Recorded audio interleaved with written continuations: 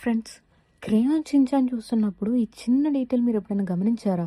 షిన్చాన్కి just 5 ఏళ్ళు మాత్రమే, కానీ సిటీలో ఒక్కడే తిరుగుతాడు. అది చాలా నార్మల్ లాగా బిహేవ్ చేస్తాడు.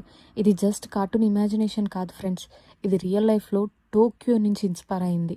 జపాన్లో ఎస్పెషల్లీ టోక్యోలో 5 నుంచి 6 సంవత్సరాల పిల్లలు ఇలాగే సింగిల్గా స్కూల్స్కి వెళ్తారు. బస్సెస్ అండ్ ట్రైన్స్ లాంటి పబ్లిక్ ట్రాన్స్పోర్ట్ కూడా వాళ్ళే యూజ్ చేస్తారు. పేరెంట్స్ సిస్టమ్ మీద మరియు సొసైటీ మీద ఫుల్ నమ్మకంగా ఉంటారు.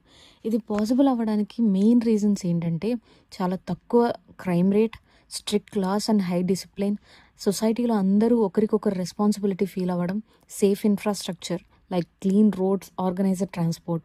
ఇంకా ఒక ఇంట్రెస్టింగ్ పాయింట్ ఏంటంటే, చిన్న వయసులోనే కిడ్స్కి ఎలా ఇండిపెండెంట్గా ఉండాలి అని నేర్పిస్తారు.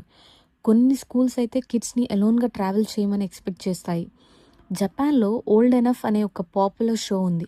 దానిలో చిన్నపిల్లల్ని చిన్న చిన్న పనులు లైక్ గ్రాసరీస్ తీసుకురావడం లాంటి చిన్న పనుల కోసం ఒక్కళ్ళనే పంపిస్తారు. అయినా కూడా వాళ్ళు సక్సెస్ అయ్యారు ఆ షోలో.